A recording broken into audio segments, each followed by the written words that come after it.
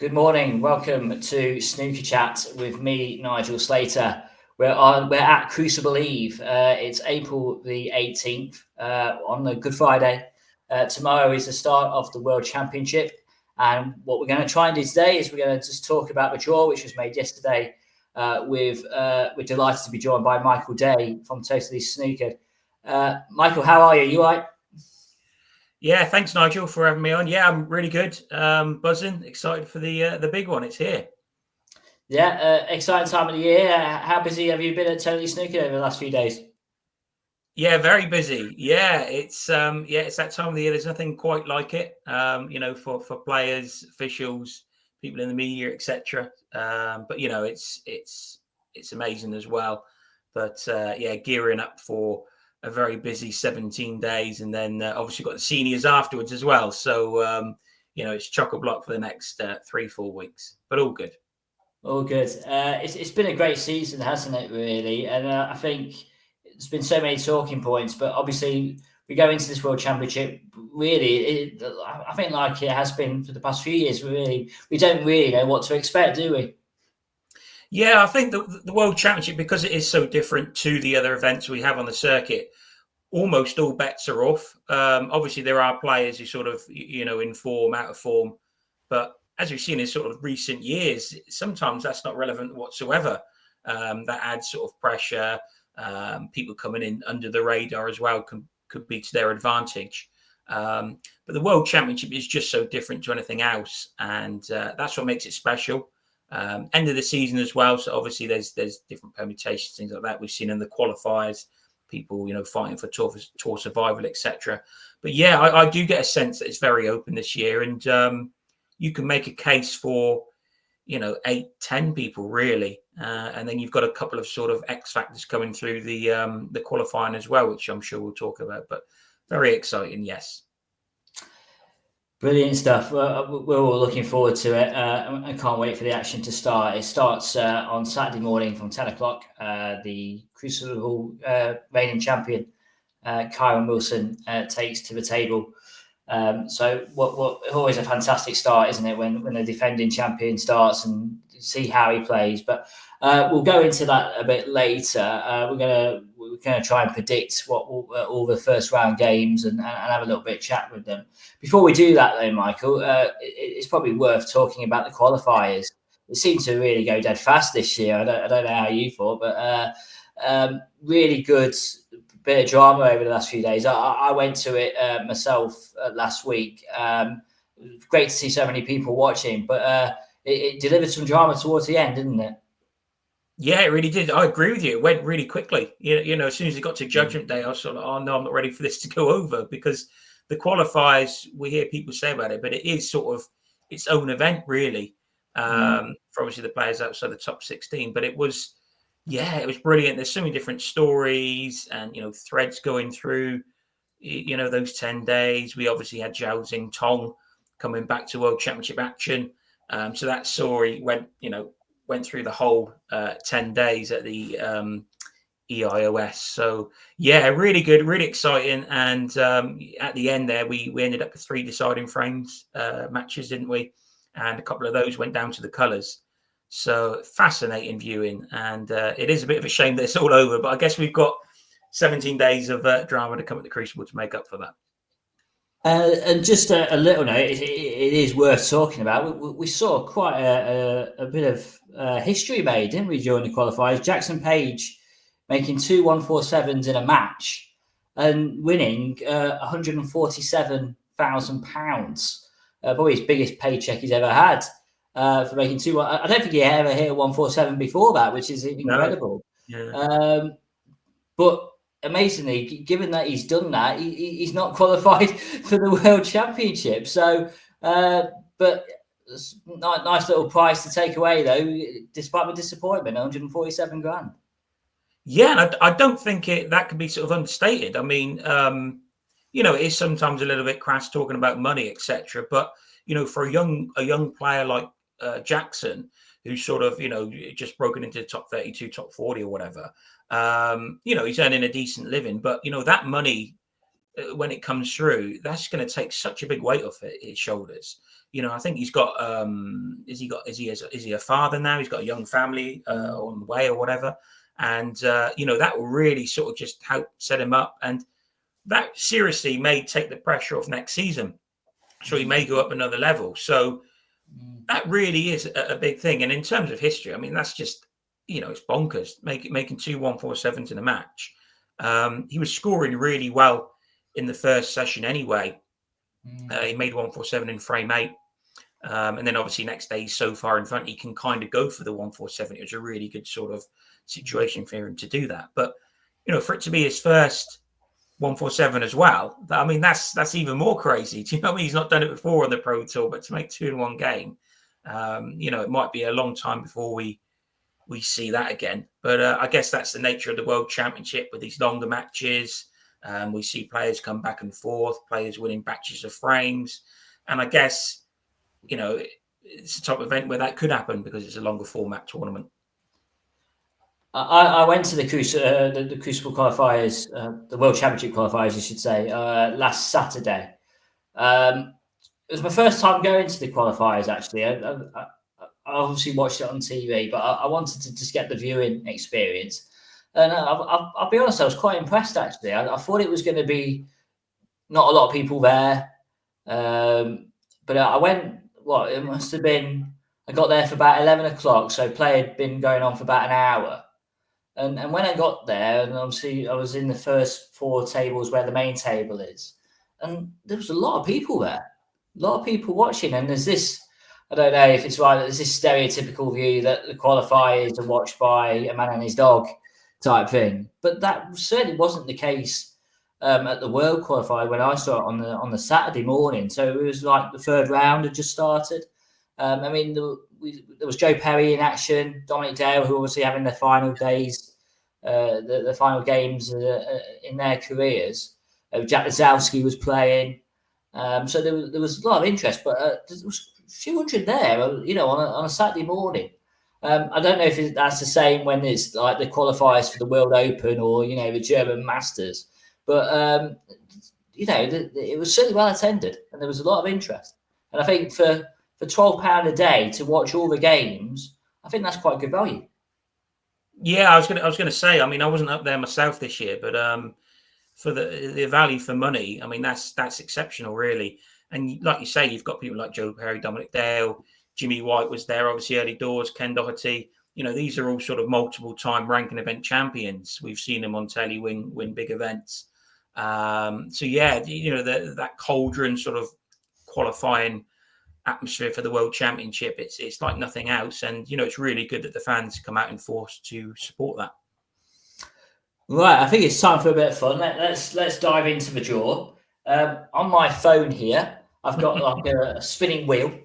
I can't get it on the screen. I don't know how to. I'll be honest with you, but maybe I can work on that for next time. But it's on the phone, so we're going to spin the wheel for a few seconds. It's going to land on a number, and we'll talk about the first round match. How good are you with snooker predictions, Michael? Okay. Well, I don't know. I mean, the World Championship, they say all bets are off, but I did. I picked a few winners here and there, but yeah, let's have a bit of fun, shall we? Yeah, let's go. So I'm going to spin the wheel. It's 1 to 16, and we'll talk about the first match that comes up. So I'm spinning the wheel right now, and we are at number 16. Wow. Number 16 is the first one to be drawn.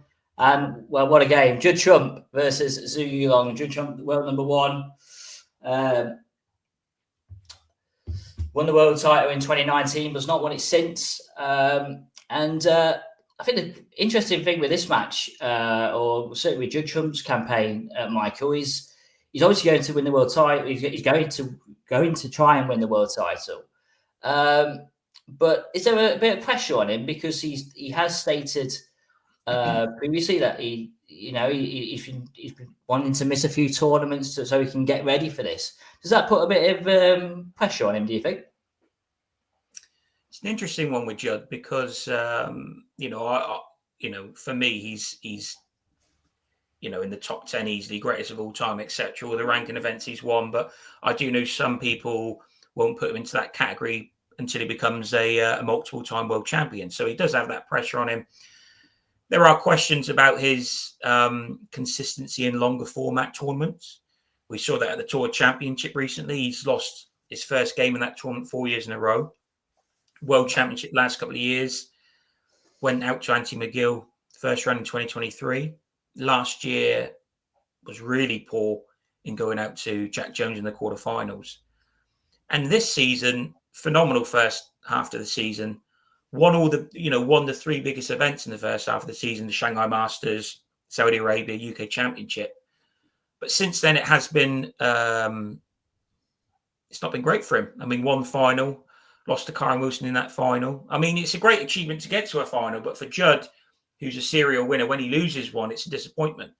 And for him, it'll be an extra disappointment that he lost to Kyron Wilson, who has the better of him at the minute. It's as simple as that. He's beaten him in 3 finals this year.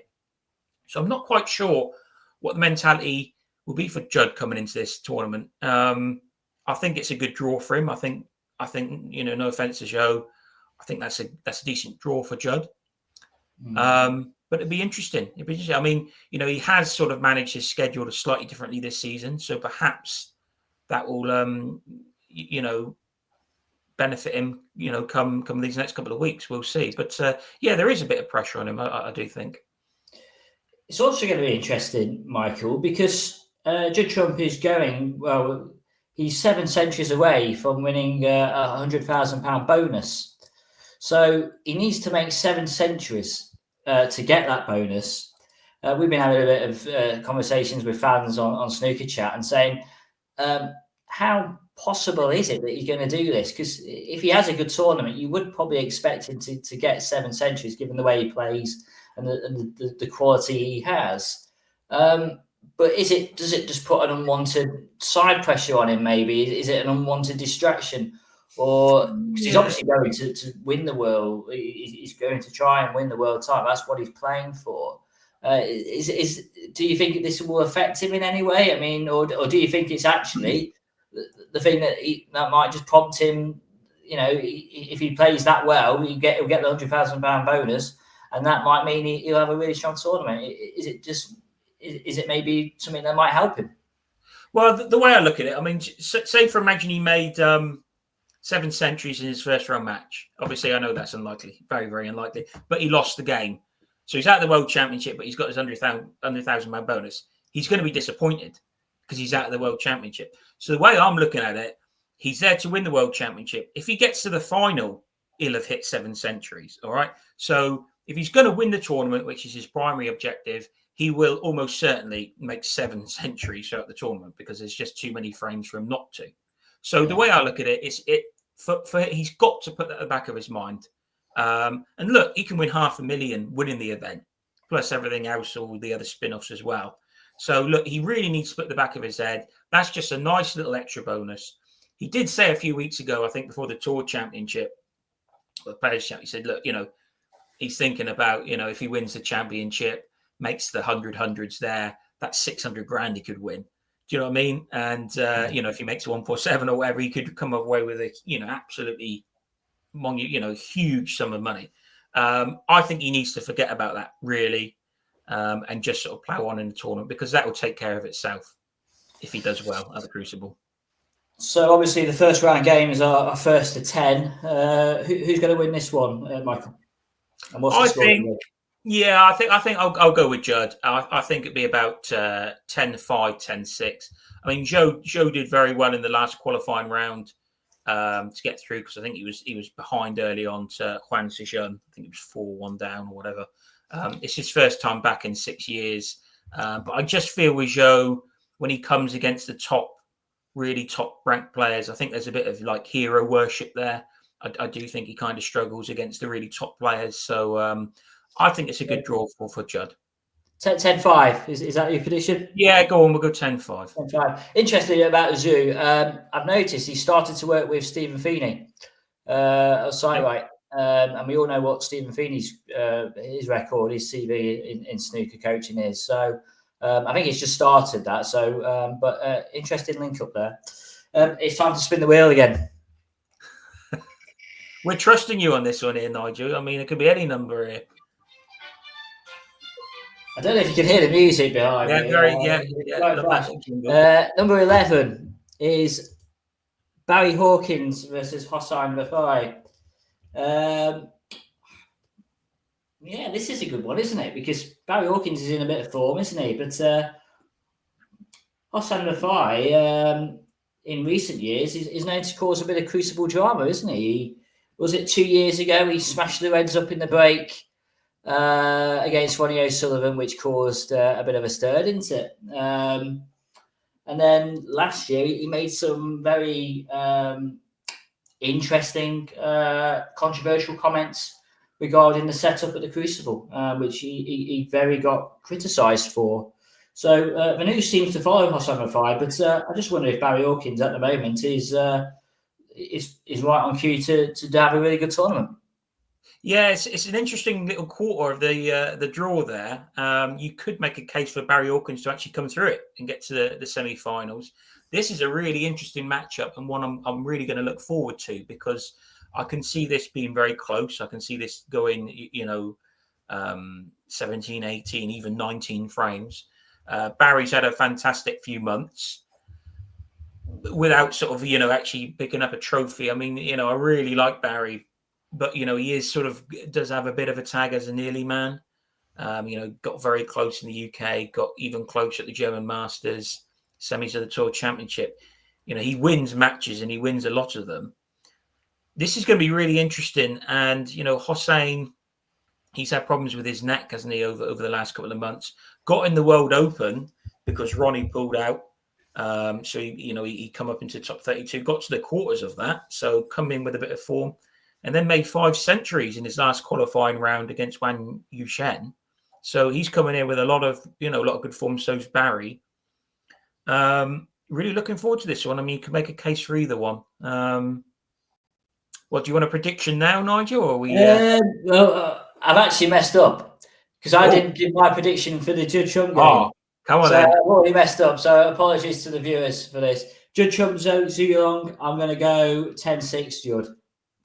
So now, yes, go for it. Barry Hawkins, Hossein Rafai. I'll go Barry Hawkins to win that one. I think it'd be quite comfortable. Hossein can be. It's up to Hossein, which Hossein turns up, isn't it, at times? I'll go 10-5, Barry Hawkins. Ooh, I'll go 10-8, Barry Hawkins. 10-8, wow. I am writing these down. We'll see how many we get right going on. But yeah, let's spin the wheel again. We can burn it if it all goes wrong. It never existed. Yeah. Delete the video.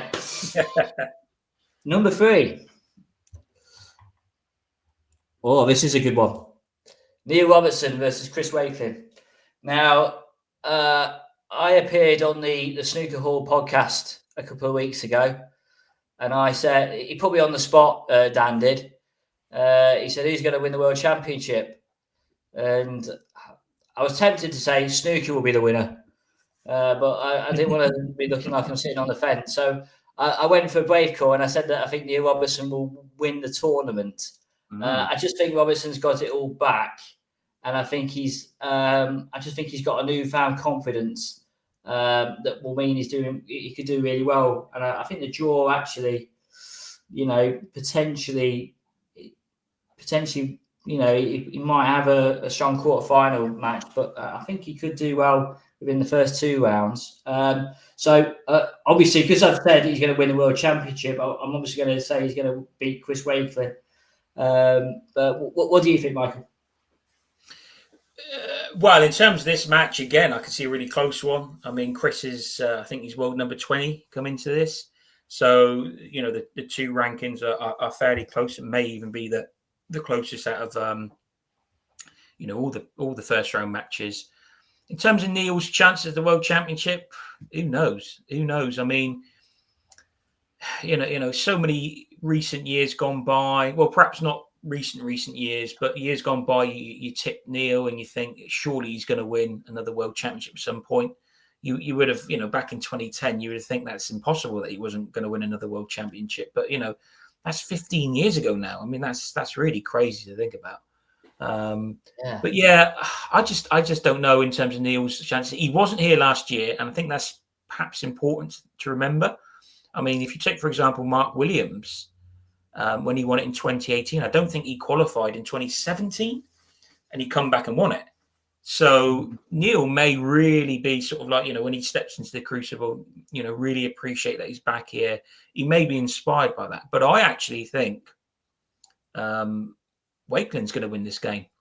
Wow. I think the only shock in the World Championship is if there aren't shocks. And, you've got to pick some of the seeds to get eliminated. And I think Chris has just made a couple of matches in the qualifiers. One is beat Martin O'Donnell in the final qualifying round 10-2. That's a really good result. He is a dangerous qualifier in that sense because I mean he was in the top 16, wasn't he? For exactly. Yeah. I mean he was in the Masters this year when Robertson shouldn't have been. Obviously Robertson got him because of Ronnie withdrawing. Yeah. So for me this is a very close tie, and I'm actually going to go with Chris for this one. What's the score going to be, Michael? Oh, yeah. Well, I'm going to go 10-9.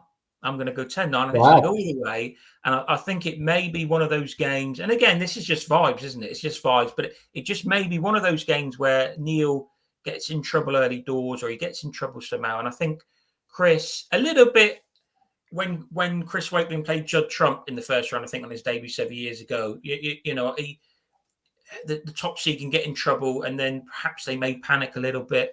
So yeah, I'm going 10-9 to Chris Wakeling. That would be a great game if that ends up at 10-9, won't it? I think Robertson will win. I think this will give him. I think it's a tough first game. I think sometimes if you're going to win the World Championship, you need a good tough first game. Yeah, agree. Obviously, I can't now say Neil Robertson's going to get beat after I said to he's going to win the tournament. So Neil Robertson will win, and I think he'll win 10-7. Okay. 10-7. Let's spin the wheel again.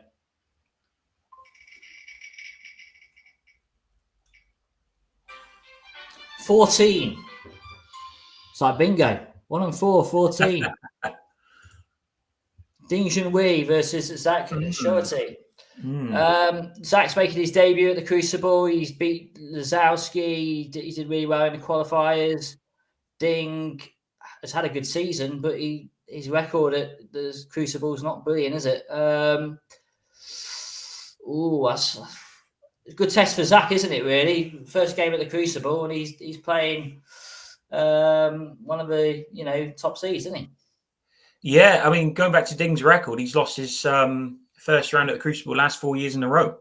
So, and he's not, because I was doing a piece yesterday, so looking back at the stats, he's not been past the last 16, I think, for 7 years. So, it's not a happy place, the Crucible, for Ding. We know that. Obviously, he's been to the final, been to the one table a couple of times, but for a player of his caliber, it is a poor record there. Yeah. But Ding Junhui he's just so difficult to sort of to read because, like the Players' Championship, he went out with a bit of a whimper, lost to Mark Williams first round. And then the next Tournament Tour Championship, he goes and effectively smashes Karen Wilson up. But then he goes and gets pretty much smashed up by Mark Selby. So, Ding has won a ranking event this year. He's done really well to win the national championship. Yeah. He's been tetchy at times the last few months. I really don't know where Ding is.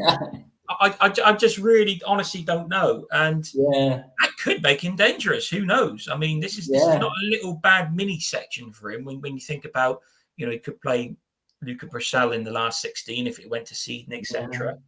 But I also think, I really like Zach Shirty's attitude. He's quite funny in his interviews. I think, people warm to that, and it's something different. I like to see, the things he puts on social media, etc. And he is possibly the most improved player on tour over the last sort of 12, 18 months, ever since he made that maximum out in China against Ding. So he's played Ding before, on his home patch, made a 147. I really don't know how this is going to go because this Ding's Did that mean the semi-finals of the World Open? Yes, yeah, and he was ahead against Higgins, and then Higgins turned it round. Is that right? I mean, he and that was his last action before the World Qualifiers because he didn't qualify for any of the Players Series. So I was a little bit concerned how he played because that was a huge disappointment for him. I mean, it's such an amazing achievement to get to the semis, but he was so close to getting to the final, beating Higgins, and you could see him at the end of that match. He was in his chair, his head was slumped. He was like this. I really felt for him. And I was just a bit worried about how he would play at the qualifiers, but he's answered those questions, and he's got a free hit here, in my opinion. Go out, enjoy it. Really good money getting to the first round. Do your rank in a world of good. And Ding I'm going to call it, Michael. I think Zach's going to beat him. I think Zach will win. I just think he's got momentum to beat Jack Lazowski. I watched the first bit of that game, and Lazowski was winning 6-3 at the end of it, but Zach was making mistakes that put Jack in. I think Zach's playing quite well. Obviously, Ding is, like you say, his record at the Crucible is certainly got question marks on. I'm going to go Zach to win 10-8.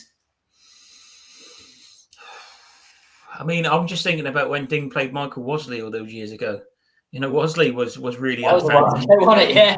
Michael Wosley, yeah. And that was off the back of Ding's best season ever. Yeah. No, I'll go for Ding. I just think he's too good to keep losing first round. We'll go Ding 10-7. 10-7. Wow. Time to spin the wheel again. We're doing quite well. We're 26 minutes in. We're going through this quite well. Hopefully it carries on smoothly. Number seven is... I looked at this game. I thought this was a good one. Sijari versus David Gilbert. David Gilbert reached the semi-finals, didn't he, last year? I mean, he was playing some really good snooker in the last year at the World Championship. He looked a completely different player, didn't he? He's from my neck of the woods. He's from Tamworth, but he has a snooker club based in Derbyshire, which isn't near me, in Swadlincote. Sijari hasn't really done much since he got to the Rouen Open final. I think we spoke about C, didn't we? In our last show we did. I don't know. I think David Gilbert goes into this one with a bit more experience in C, doesn't he? Yeah, I think Gilbert's going to win, and the reason why is like I say, C has had a quiet second half to the season. He is coming into this as a Crucible seed for the first time. I think there's 3 of them this year, along with Zhao Gudong and Jack Jones. And I think that's important because he's coming in a little bit cold. He hasn't played the qualifying games, whereas David Gilbert has. And David Gilbert really had to scrap in the qualifiers. Yeah. He was 6-3 down to Gong Chenzi in the penultimate round, come back to win 10-6. He was, behind to Aaron Hill in the final qualifying round, 1-10-9. And I think that would put Dave in really good stead for the Crucible. He's had those couple of really, close games. I think he's in, like you say, he's got Crucible pedigree. He's been to the one table setup, twice in fairly recent years, including last year. And I'm going to go with Dave Gilbert because I just feel that with C, he's nowhere near the finish article. He's still quite raw. He is explosive. If he was to get on a run, if he won the first few frames, he could run away with it. But I just think players like Dave Gilbert will have a bit too much tablecraft for him over a long format. And I'm going to go Dave Gilbert. I'm going to go Dave Gilbert 10-6, actually. Wow, that's quite a convincing win for a qualifier, isn't it? 10-6. I think Gilbert will win. C, I think I don't really know what form he's in. He's been very quiet, hasn't he? And obviously David Gilbert has obviously won some matches via qualifying. That will give him more confidence. So I think he got beat in the Tour Championship, didn't he? First round to Selby. I think that was the same in the Players. So he's not really going into this with much form under his belt. And that is, the Crucible's not the best place to be when you're not in form. I'll go Gilbert to win. I'll probably go 10-7. 10-7. But yeah, one where the sea gets knocked out in that one, I think. Let's go for the next one.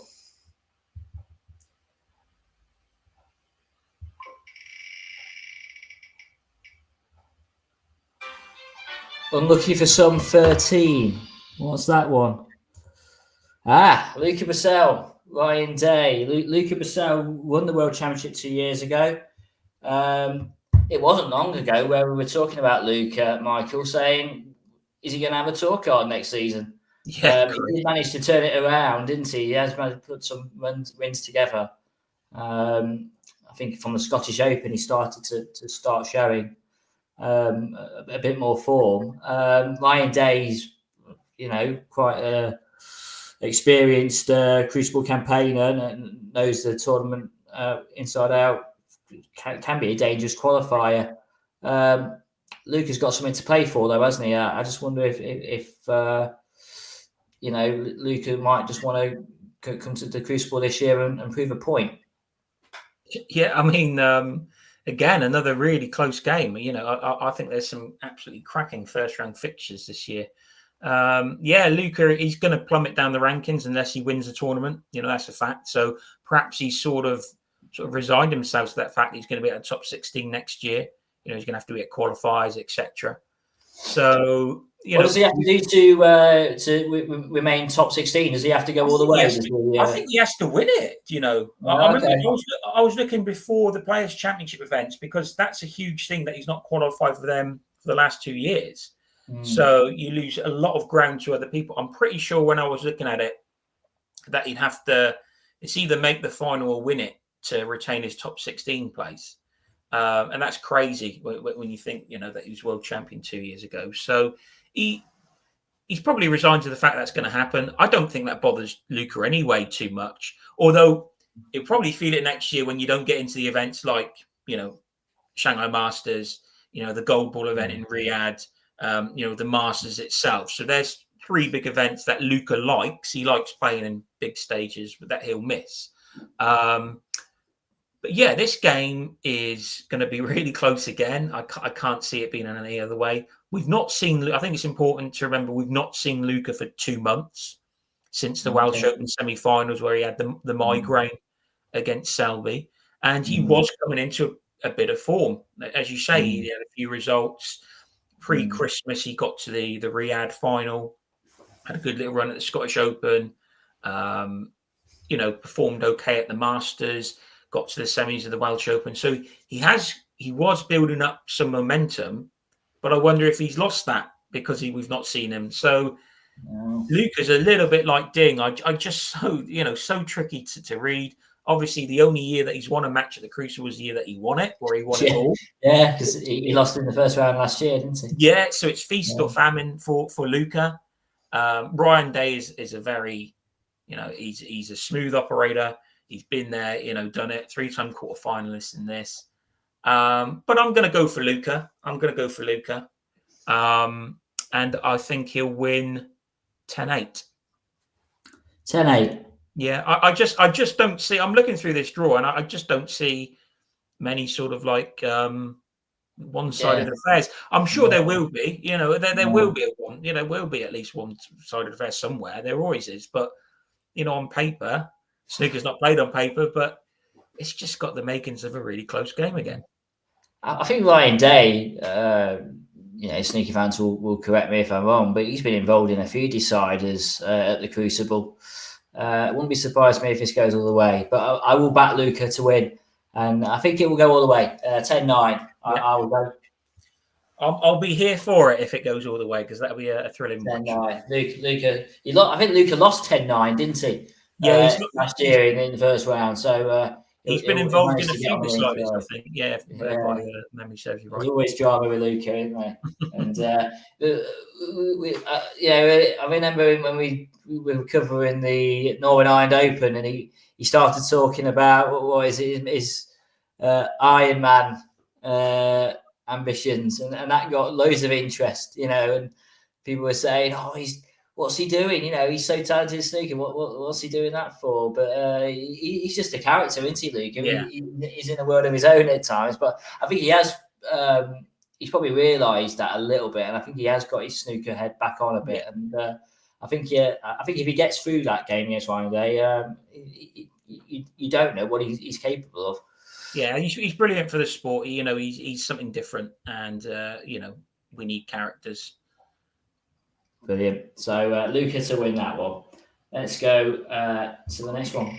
This wheel's getting shorter now. We're starting to lose the numbers.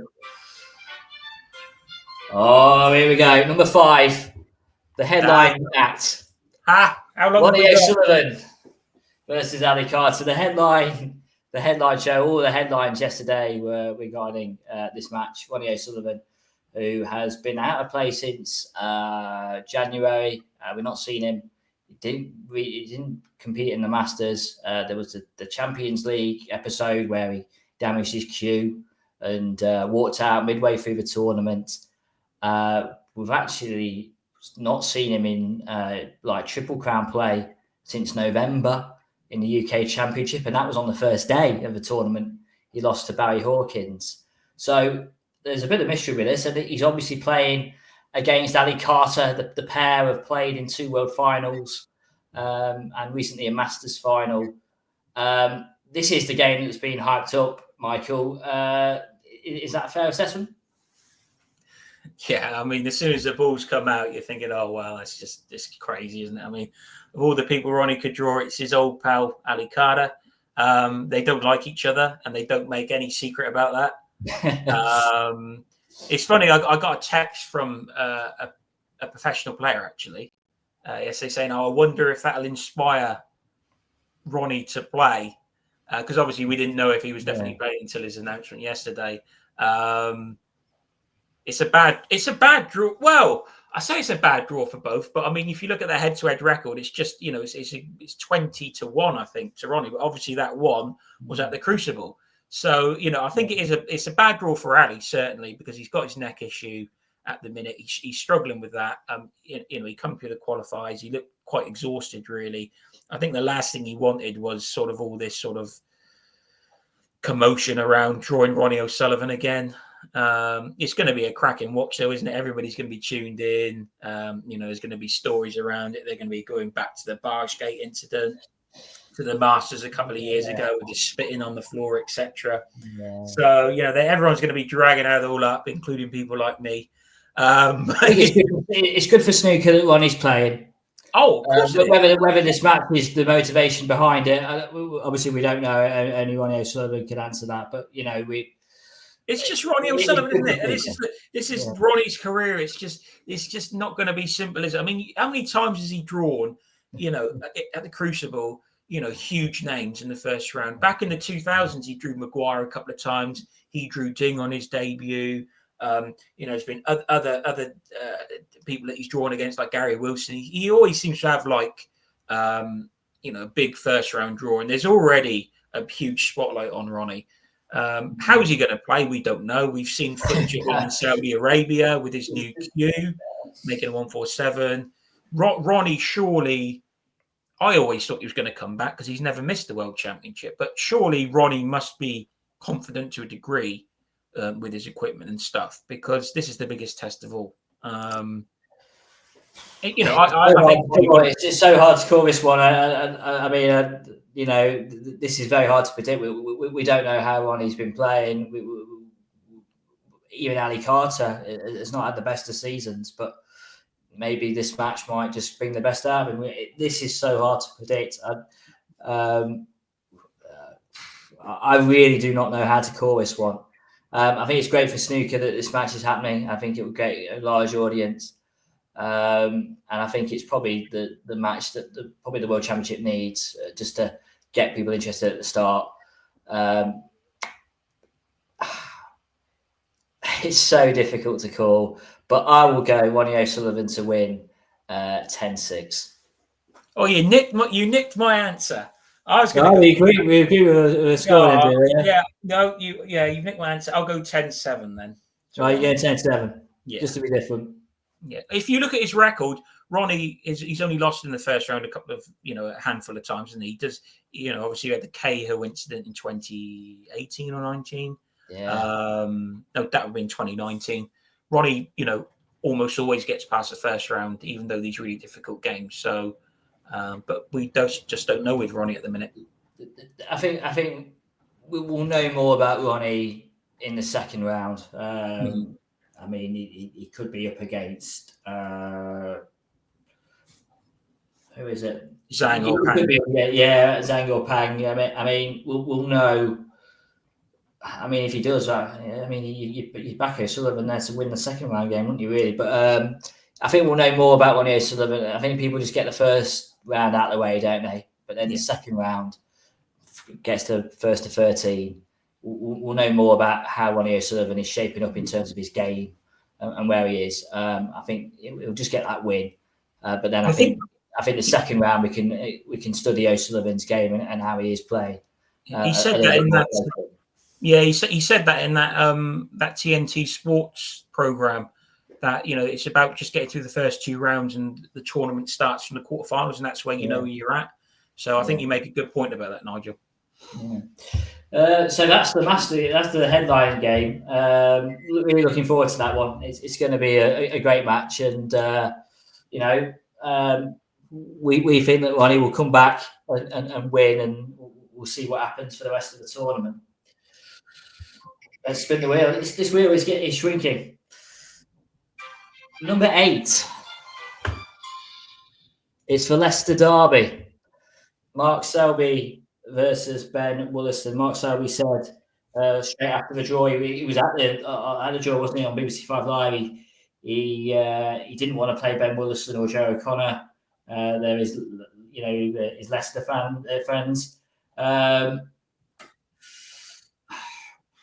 If you were looking at this from a football point of view, you would say this is a home win for Mark Selby quite easily. I think you do get the odd World Championship game where it is one-sided. I think Mark Selby's playing really well at the moment, and I'm sorry to say, Ben, but I think Mark Selby is in a mood, and he could put up a very strong display against Ben. It's great for Ben to be here. So I think it's his second time. He's had a few health issues and a few issues in his personal life, hasn't he, over the recent years? So it's a great moment for Ben, but I just worry that this could be a one-sided affair. Yeah, I perhaps lean towards that. I think it'd be a comfortable win for Mark. No disrespect to Ben. Ben's had a really good season. It wasn't long ago that Ben was kind of fighting for his tour card. I mean, last year, sort of down in the mid-50s. So he's had a really sort of good, rejuvenating season. But Mark Selby is back, isn't he? I mean, he's won 3 tournaments, very nearly won the Tour Championship, the last event.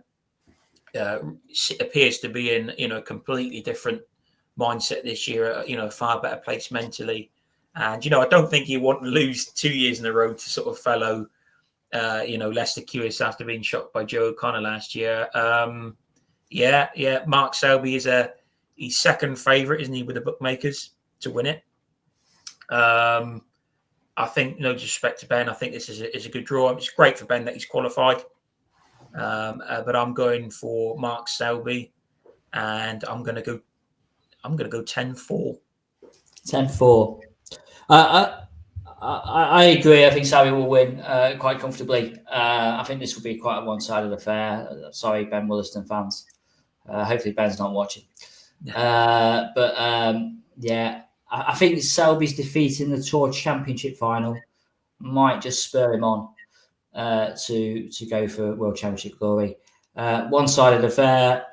You do get them. I'm going to go 10-2. And I also think just to add a bit to that, I think if you can win, one of your games at the Crucible, quite comfortably, I think that just benefits you, just gives you a few extra hours off, etc. We saw it last year with Kyron Wilson. He beat Dominic Dale 10-1, then beat O'Connor quite comfortably next round. So the time, you've got to manage your time so carefully over these 17 days.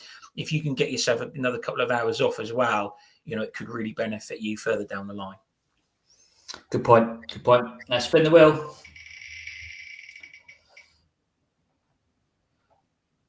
So we've had number 8. We're now going next door at number 9. John Higgins versus Joe O'Connor. This is a repeat of the World Open final, isn't it? Yeah. So, this, I think, to me, when I first saw it, I thought this is how hard snooker is. These two played a ranking final, 6 weeks ago, and now they're playing in the first round in the World Championship. That's how tough snooker is. It just shows the strength and depth of the tour, doesn't it? Yeah, Joe O'Connor. He's played at the Crucible. He beat Mark Selby, didn't he? Was it last year? Yeah. But John Higgins is coming into this tournament a bit of a different beast than previous years. He's a winner again, isn't he? He's won 2 ranking events, won the World Open, and then won the Tour Championship from 85 down against Mark Selby. John Higgins is playing so well. Is it just going to be a test too difficult for Joe O'Connor? It's interesting because Joe O'Connor's a little bit like Zach Shirty was, where, he had this fantastic run at the World Open, got to the final, but hadn't qualified for any of the Players Series events. So we've not seen him since the World Final. So I was a little bit concerned with him going into the qualifiers, whether he'd have lost that momentum. But he had a brilliant game against, Jackson Page. That was really, when I saw them two playing against each other in the final qualifier, I thought that's a really good game. And it was. And he kind of, he was just more consistent than Page. Page is an explosive player. We know what he's capable of. And, he's a really consistent player. But obviously Higgins, you could arguably say he's the most informed player in the world because he's won 2 of the last 4 events on the circuit, the most recent event. However, I do feel with John, I think John will win this game. I'm not saying that he's going to get knocked out, but, he's not won the World Championship for, 14 years now, 2011. Age is kind of a factor because, he's 49 now, the stamina to, mental and physical stamina throughout these 17 days. I just feel that, I'll say it now. I think John Higgins will get to the semi-finals. And then he perhaps may run out of steam, which has happened over the last few years, where he's won a few games run out of steam. We saw that last year. He had that amazing game with Mark Allen, by far the best game of the tournament. Amazing clearance, peak John Higgins. Yeah, but he was back in that arena 12 hours later. It was a classic arm sleep, wasn't it? It was it was just epic, wasn't it? But then he was playing Kyron Wilson the next day in the quarterfinals. I think Wilson had a few days off. Like I say, he beat O'Connor fairly comfortably in last 16. And Higgins was 4-0 down in that game. And he was always playing catch up. And in the end, Kyron won. And so I think you need a bit of luck in the World Championship in terms of schedules and, winning games with a few to spare. I think John will win this game. I think it'll be a really good game because I really rate Joe O'Connor. But I think John is just he's too canny. He's in too much good form. And whose turn is it to go first? Is it me or you? You go first. I'll go 10-7 to John Higgins. 10-7 Higgins. I think Higgins will win. I tell you what I like about John Higgins is he's got form, and I think if you look at who he might be facing in the last 16, or even go as far as the quarterfinals, he's playing people who you would expect Higgins to beat. Yeah. I do. He's not playing a Robertson. He's not playing a Ronnie. He's not playing a Selby. He's playing players who you would probably back Higgins, his type of opponents. So in the last 16, should he beat Joe O'Connor? That's not guaranteed, of course, but Zhao Gudong, Matt Sau, you would expect Higgins to be a front runner for that one. And then either Hawkins for Phi, Mark Williams, Ruiz, you'd probably back Higgins in that for a quarter-final game. Yeah, so I think the draw actually is quite good for Higgins. Yeah. I think you mentioned the point there; he could get to the semi-finals. That is possibly realistic if we see the John Higgins that we've seen over the last few weeks, of course. Yeah, I mean, obviously, I'm going to go 10-5, John Higgins. And obviously, we said there about we're going to talk about the other games in that quarter shortly. But the players in that quarter, Higgins has beaten recently. Like, for example, he's beaten Zhao in the last two tournaments, beat Barry Hawkins in the Tour Championship. So, he's got one over them in quite recent weeks. Yeah, it's going to be a good one. It'd be interesting to see how John Higgins does this year because, last few years he's been a bit down about himself and he's not won much. He goes into this World Championship a bit of a different player. Yeah, a bit of a rejuvenation, John Higgins. So it'd be interesting to see how his World Championship unfolds. Let's spin the wheel. We've not got many games left now, Michael. Number 4 is Mark Allen versus Fan Zenghi. Mark Allen hasn't yet won the World Championship. Is this going to be his year, Michael? I don't think so, but wouldn't surprise me if it was. People have been saying that he's coming into this tournament very much like Kyren Wilson did last year. A little bit under the radar, certainly the second half of the season. I'd like to see Mark Allen win the World Championship. I really would. He complete the Triple Crown. But yeah, this is an interesting game. And actually, I was looking at my phone yesterday because these two played each other 2 years ago in the first round on Fan's debut, and I was actually in the Crucible for the second session because that was it was quite interesting because that was the Just Stop Oil protests. So I was really? Wow. They were sort of a couple of rows in front of me, and I quickly realised who they were, what they were doing, and I was on the other side of the Crucible with the Robert Milkins Joe Parry match. So obviously that's where the main action happened with the person coming to the table and the powder, and it was quite interesting because with no disrespect to Milkins and Parry, I really wanted to watch the Allen Fan game. So obviously that table was ruined because of what happened.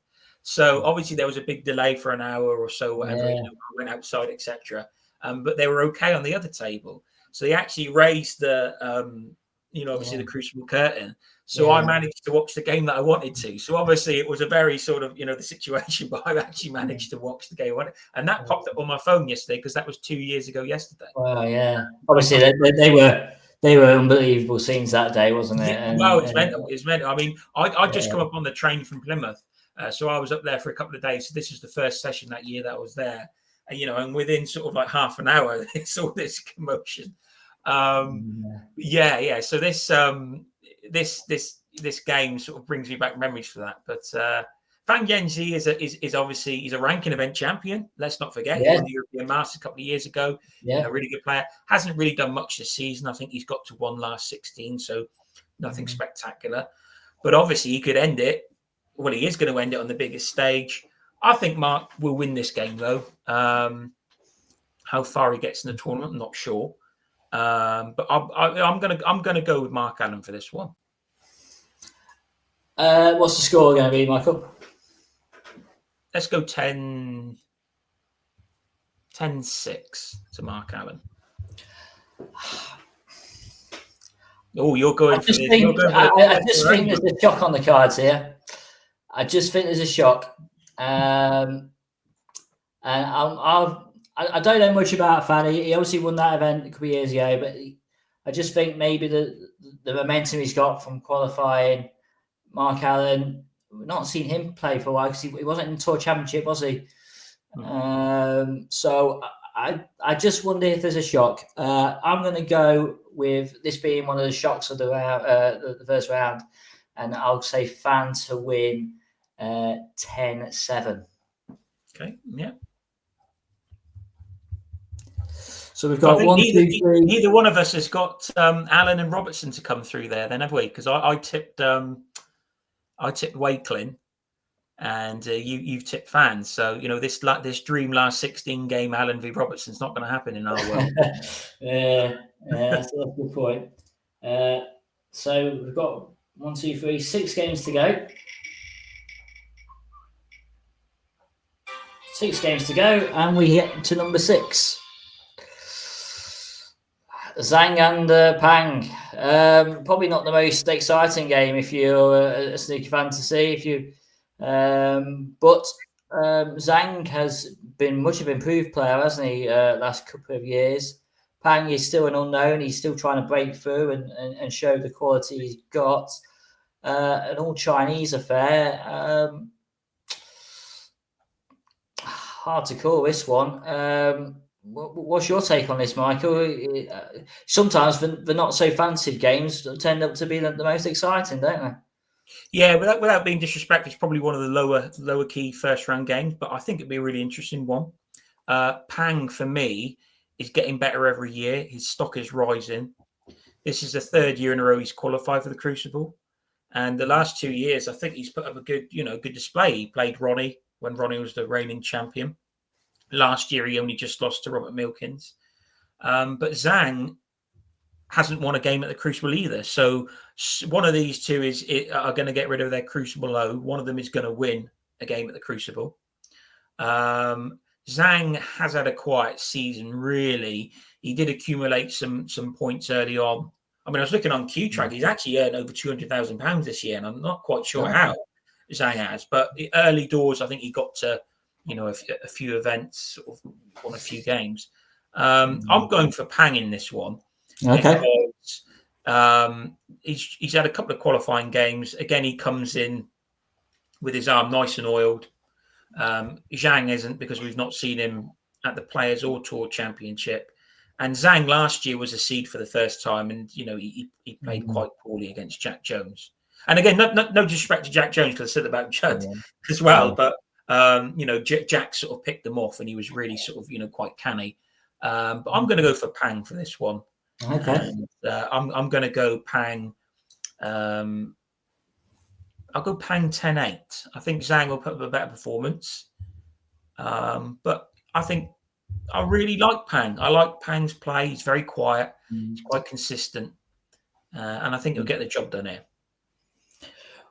Well, the winner, if I'm right, 1, 2, 3, 4, 5, 6, the winner would take on either Ronnie O'Sullivan or Ali Carter in the last 16. So a bit of a prize there. Mm-hmm. Like you say, it could go anyway. This one, I think Pang is trying to break through, isn't he? He's just a bit inconsistent, isn't he? And Zhang was that player, but a couple of years ago has turned it around. I think what Zhang has done over the past 2 years, he's turned from mediocre to a winner. And I think winning has turned his career a bit like when we come to Zhao Gudong. Winning makes a big difference, and I think Zhang has won that. And I just wonder if Pang is waiting for that moment. I think Zhang will win this one. Close game. Let's say that this game turns out to be a thriller, and we're all watching the end of it. 10-9 Zhang. It could be the match of the round. We don't know. It can be that case. It can be that the games that you don't think are that exciting to watch, and then suddenly it's 8-all, and you're glued onto it. Yeah. You're watching it, and then that becomes the headline the next day. Yeah. So interesting thoughts on that one. So that'd be interesting to see. And obviously, big moment with 10 Chinese players playing at this one as a record. We've done a lot of stuff on Snooker Chat about when's this Chinese domination going to take place.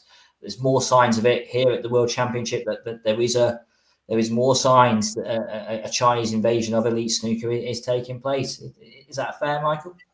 Well, they've completely smashed the record. I did an article for Totally Snookered The most number at Crucible 4 was 6. So that's 10 this year. So that's, a huge, they've only ever had 2 seeds. This year they've got 4 seeds. That's a quarter. The more Chinese players that are in the event, the more likelihood we're going to see more come to business end of proceedings. Brilliant. I've just messed up the spinning order. Oh, I knew it was going to go wrong. Technology. But let me sort this out. While I'm sorting this out, Michael, we'll just have a bit of a break from the predictions and just talk about snooker in general. There's obviously going to be a lot of talk again, you'd expect over the next few weeks about snooker's future, especially where the World Championship will be. I think there's been an article or been an announcement, hasn't it, from Sheffield City Council, just to downplay it, saying that there's no plans to move it at all yet, and Sheffield remains a hotbed for snooker. What kind of headlines do you think we'll be seeing during the World Championship away from the actual playing side? Do you think the Crucible debate will feature? I hope not, because last year I found it quite sort of tedious talking about the Crucible, and obviously when Barry Hearn was there, he sort of stirred the pot up, saying a few things. I mean, it was good for people in the media because it created quite a few headlines. I would like to think that that the focus is going to be on the actual action this year. That sort of announcement from Sheffield wasn't really an announcement, was it? It didn't really tell us anything that we didn't already know. No. I was listening to Dave Hendon's podcast, and he had the same point of view as me, whereas actually, did you think it was just to quiet down the media a little bit? Yeah, I think so. But it didn't tell us anything that we didn't know. There was no sort of updates or anything like that. What I do think this year is good is this, as you speak today, they've got this green carpet sort of ceremony thing between the Winter Garden and the Crucible. There's been lots of activity in and around Sheffield. So last night they had this Champions dinner as well. So that was held at the the Radisson Blu Hotel. So I think both sides are making sort of like a concerted effort to sort of showcase Sheffield in the wider sense around these championships. And you've probably seen yourself when you go up to Sheffield when the championships are on. There's branding around places like the train station, city centre, etc., like that. It's a huge event for Sheffield and all the people there. It brings a lot of money into their local economy, people staying in hotels, eating in restaurants, drinking in bars, etc., etc.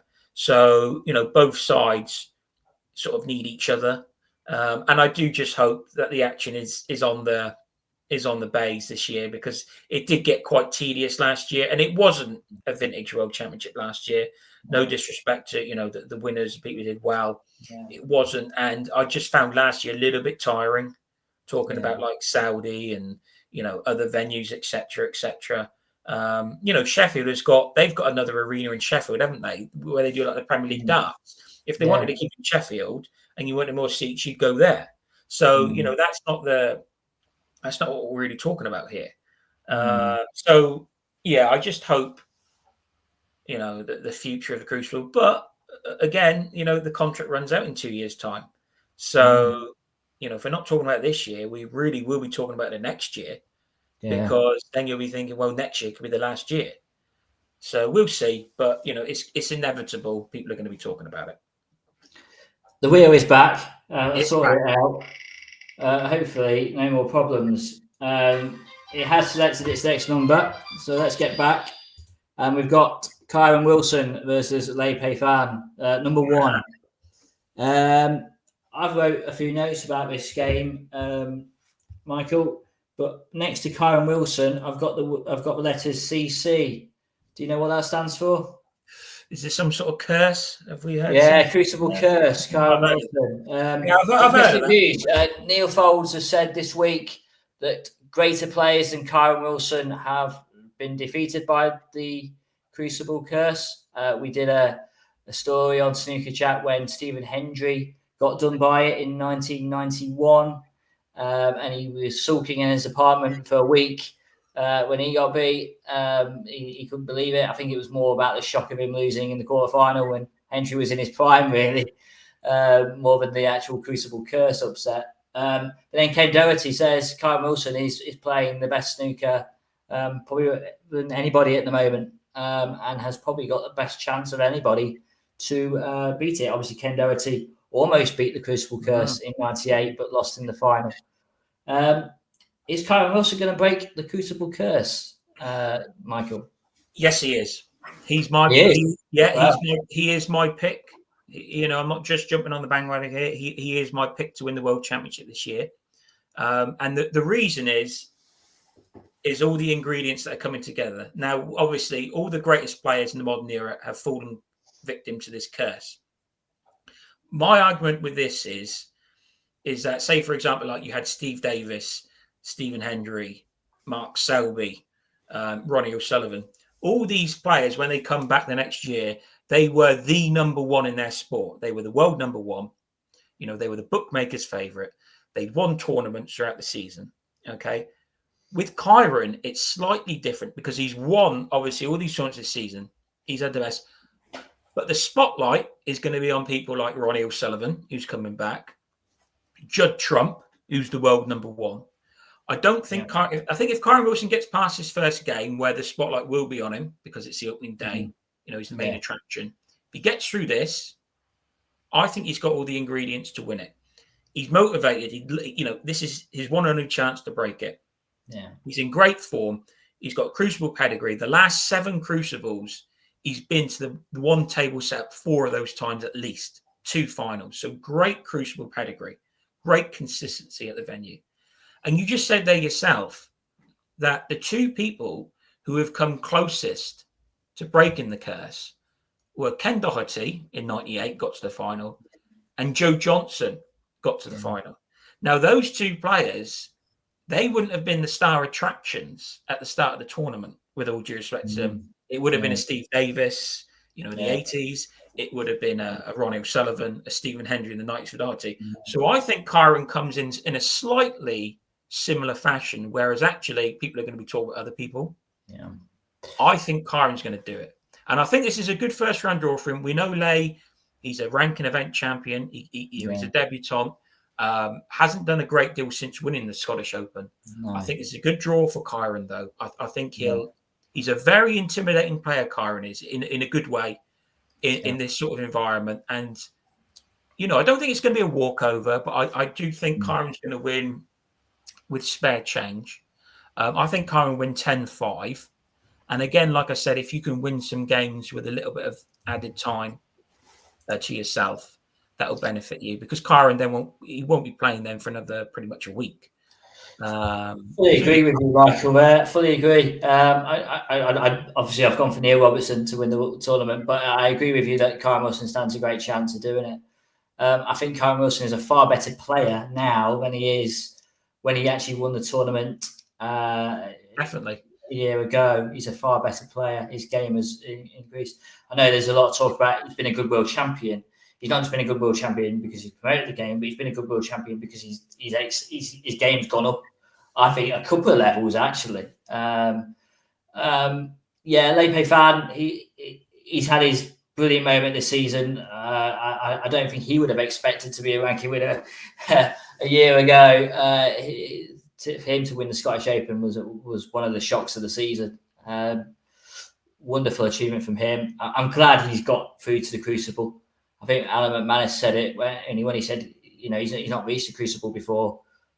Maybe someone might correct me on that one, but if he hasn't, then he has now. And you want people who've done well in the season to be in the World Championship.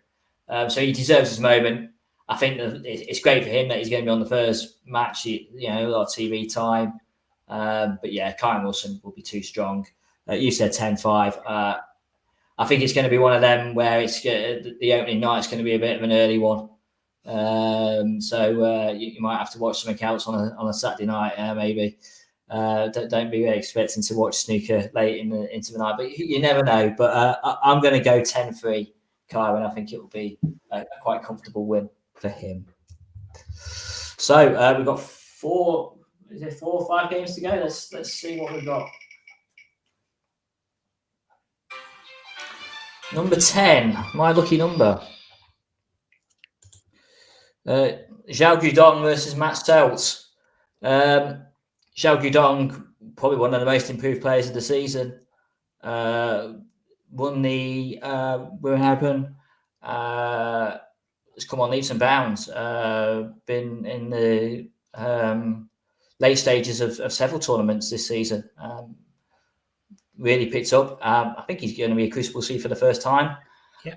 Against Matt Stelt, who again has been in the headlines this week, hasn't he, Michael? Is Matt Stelt the pantomime villain at the Crucible this year? Is he snooker's bad boy? Yeah, well, why not? Why not? Every sport sort of needs somebody, someone like that. Very interesting at the end of that game. And I see Jimmy Robertson has also talked about it recently, saying that that's perhaps not the full story. So what actually happened? We don't know, do we? I mean, there was something said. They're both sort of not saying exactly what was said, but I did see Phil Haig put a post up yesterday. I don't know if he'd spoken to Jimmy, but Jimmy sort of gave his side of the things about saying it's half a story, etc. So that may rumble on over the next couple of months. But I think Matt Stelt, he's under this suspension at the minute, this suspended suspension. So if he does step out of line, he's going to get banned. Obviously because the incident happened in Saudi Arabia this earlier this season. Yeah. So he's going to come into this event not just under the pressure of playing the World Championship, perhaps the pressure of sort of behaving himself, perhaps in the arena, because it's such a claustrophobic sort of arena, and the world's watching you. And I think that because if he does anything wrong, people have already sort of marked his card for certain things, whether that's right or wrong. And I think that may just actually distract him from his game.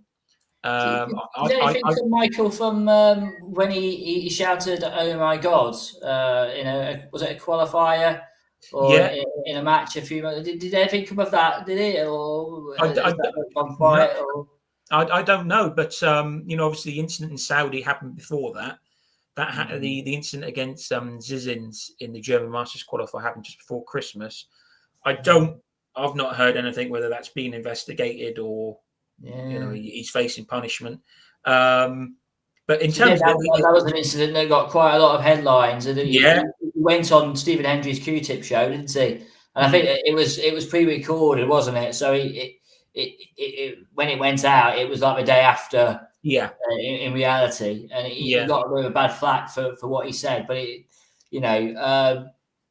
but he just seems to create headlines, doesn't he, Matt Stelt? I think in terms of the playing side, I'd probably back Zhao to do a job on him. I think Guidong is the thing with Guidong is he's. I don't think he's been a Crucible C before, so it's how he plays with that. But I think he's got a nice draw against Matt Stelt. I think if he takes his season form into that match, he should be beating Matt Stelt. I'm going to go 10-7 to Zhao. I'll go 10-8 to Zhao. Matt Stelt has yet to win a game at the Crucible. I think this is his 5th appearance, but he's never disgraced himself. If I remember correctly, he's got quite close. But I think Zhao's he's quite a cool cookie. And I'm going to go 10-8 to Zhao on that one. I remember a few years ago, Michael, when Stelt played, there was a lot of talk about Stephen Hendry coming back. And Hendry, one of his comeback games, I don't know if it was his first comeback game. I can't remember. Someone might correct me on that. But it was he was coming back, and his first game was against Matt Stelt. And I think Stelt played really well in that game. Yeah. I think he was absolutely. That's obviously going back a few years, but I remember there was a big occasion because of Hendry coming back. And I think Hendry actually knocked in 100 century break in that game. The Stelt was so good.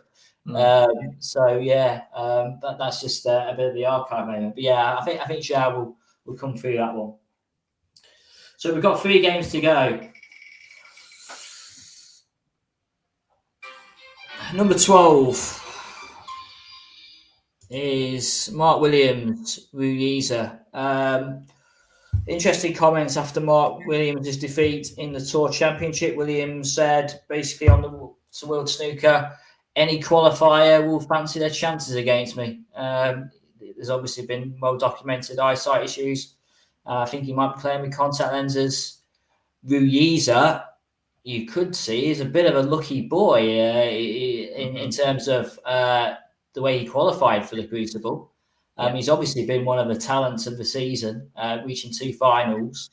It's great that he's going to be in the World Championship, but Matthew Stevens will kick himself for not winning that deciding fame. He had the chances. I don't know. Is Mark Williams playing a little bit of tactical wordplay there with his opponent? Is his eyesight problems as bad as what he's making out? I actually think he's telling the truth. I think throughout his career, Mark, and a lot of players are like this. They'll sort of play down their chances and say, "Oh, I ain't got a chance," etc. I actually really do think Mark is struggling with his eyesight, and he got crushed really by Ding Junhui at the Tour Championship. I do actually think he is struggling, and whether he gets laser surgery done or plays with contacts or whatever, we'll have to wait and see. But Williams went out first round last year to a young Chinese player. He lost to Xi Jiahui. So it's exactly the same scenario this year. Wu is a very lucky boy to win that game. Matthew Stevens played fantastic throughout that game, played brilliant to come back. Did have a couple of chances in the decider and didn't get it done, and Wu eventually did with that fantastic shot on the green. I think Wu will win this game. I think he will. I think, as you say, it's good that he's in the tournament because he's an exciting player to watch. Got to 2 ranking finals this season. I'm going to go. I think for Williams, he probably wants to get this season out of the way and then perhaps take a break over the summer, sort his eyes out or whatever, and then come back better next year. But I'm going to go Wu on this one. Close. I'll go 10-8 to Wu Yiza. 10-8, wow. Yeah. I've been thinking about this one. I think actually Mark Williams, I just think when his back's against the wall a little bit, he tends to prove himself a bit. I think people will be saying, "Oh, he's struggling with his eyes," but I think he might actually not surprise us. We all know what Mark Williams is capable of, but in terms of the context of his eyesight problems, I think he will surprise us, and I think he'll actually beat Wu Yiza. I think there's a question mark about Wu about the big games, isn't there? Because he's obviously lost 2 finals. He's in a World Championship. I fancy Mark to win this. I think it could actually be one of the games of the round. But I will go Mark to win. Same scoreline as you predicted, but the other way. 10-8 to Mark Williams on that one. We've got 2 games. Yeah, if our scorelines get predicted, we're in for a very exciting first round. Yeah, we certainly are. So, where are we? Number 15 sees Sean Murphy, Masters champion, of course. Sean Murphy take on Daniel Wells. Wells did really well to qualify. Murphy, he's Masters winner, so surely you'd be looking at a comfortable win for Sean Murphy, would you? Or is that disrespectful to Daniel Wells, Michael? I don't think it's just Daniel Wells done fantastic to qualify. It's been a long time in the making for him. I think it was 16 years before that he got to the final qualifying round and lost in the deciding frame. So this is a real piece of personal history, a personal achievement for Daniel Wells. But I think Murphy is going to go very deep in this event. I think it's 20 years. It's mental. I think it's 20 years since he won his Crucible crown when he was a qualifier. Sean doesn't come in with great results-wise. I mean, he's won like 1 frame in the last 2 tournaments. He lost to Judd Trump 6-0 in the Players. and then was it 10-1 to Barry Hawkins? So you look at that and you think, cool, he's in dreadful form. But actually, players are playing really well against him, and this calendar year he's already won the Masters, made a 147 on his way to winning that, made a 147 out in China during the World Open. Sean is playing really well. He's a showman. He loves the big stage. We've seen it here last few years. He's been to the final 3 times since winning it as well. Yeah. I think Sean Murphy is going to get to the final. I think he's going to win this half. I think he's going to win this game, I think, quite handily. My score prediction is 10-4. Okay. I think he then plays Judd Trump, and he beats Judd Trump because he intimidates him. And then he could have a handy sort of quarterfinal game. And him and Higgins in the semis, like I was saying, Higgins might run out of steam there. I think Murphy's going to have a deep run in this event. Wow. I agree. Sean Murphy will beat Daniel Wells. I think. I just fancy Murphy. I think he'll be up for it. Daniel Wells has done brilliantly, and it's great. It's probably asking a little bit too much for him to beat the Masters champion. I'm interested in your thoughts about obviously Murphy, because he is kind of a victim. He's made it tough for himself by being placed, 15th seed. So he's got a tough way to get through. Interesting that you think that he would beat Judd Trump in the second round. That'd be interesting. If that does play out, Sean Murphy, Judd Trump, what a second round match it's a blockbuster. That is going to be. I agree. You'll beat Daniel Wells. You gone 10-4. I will. You know what? I'll agree with you. I'll agree with you. 10-4. Wow. No disrespect to Daniel Wells. He's done really well, but I just think Murphy might be hungry just to do well. And interesting what you say about what you think what you think he'll do later on. So that just leaves us with one number left. Do we have to spin the wheel? Yeah, we have to. For completion. It's like when the last ball's in the FA Cup; they still have to draw it. Well, we'll spin it, though it's not spinning against anybody. Number 2. Now, I'm delighted this is actually last, because this is my favourite game. Right, okay. Yeah. Jack Jones, who reached the final last year, plays Zhao Xintong, who is not actually on the professional circuit, believe it or not. He's done really well in qualifiers. There's a lot of talk about Zhao Xintong in terms of him coming back, his suspension. We've spoken about it before. He's coming back and he's playing well, but we can't get too excited about him because of what he's done and why he was suspended. Contrast of styles, maybe, even though Jack Jones is a scorer, Jack Jones is like the new Crucible player. He's a bit like the new Anthony McGill, really, Jack Jones. He seems to raise his game for the long format. I really like this game. I think it's going to be absolutely fascinating. If I was going to the Crucible and wanting to watch a match, this would be the game that I'd want to watch, because I think it's a test for Zhao, but it's also a test for Jack. Jack Jones, we've seen, did really brilliantly last year to reach the final. He made a bad start to that final that cost him. I think he ended up losing 18-14 and he was 7-0 down. So the bad start really cost him. Do you agree with me, Michael, that this is probably one of the games of the first round?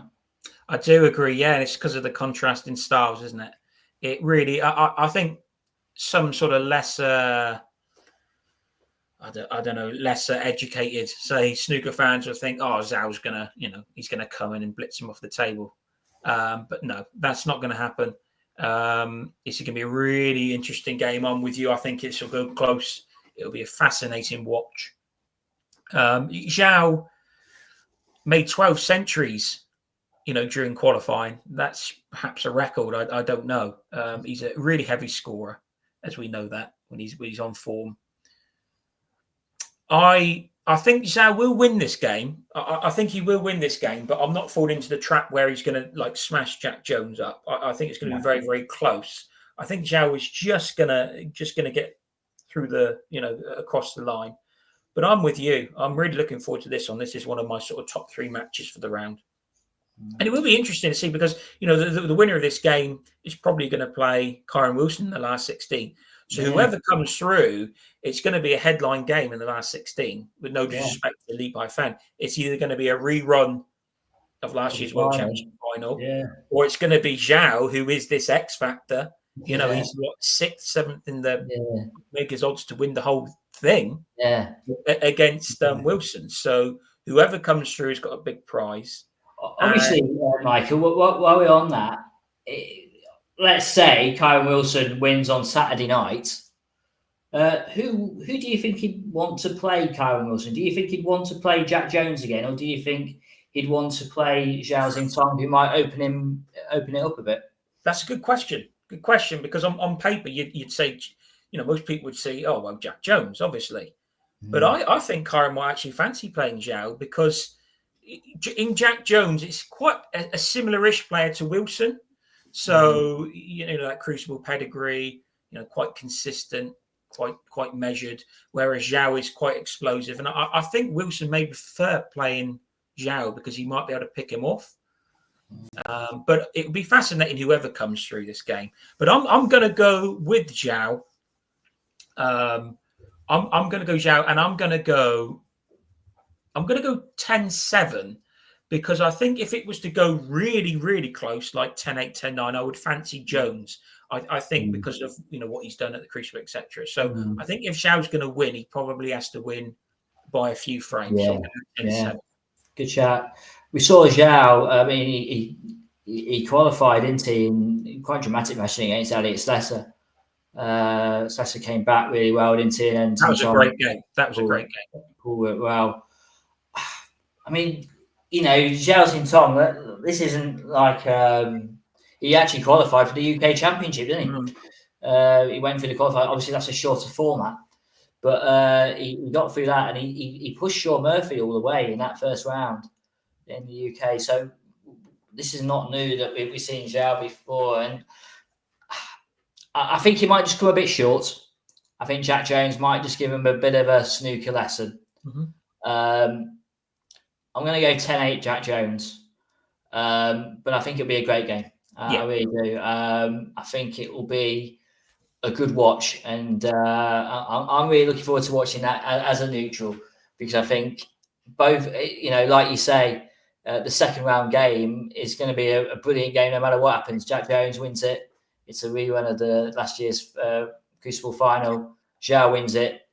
This X Factor is playing the defending champion. So, really looking forward to that. So, putting me on the spot, I'm going to go Jones, and I'm going to go with 10-8.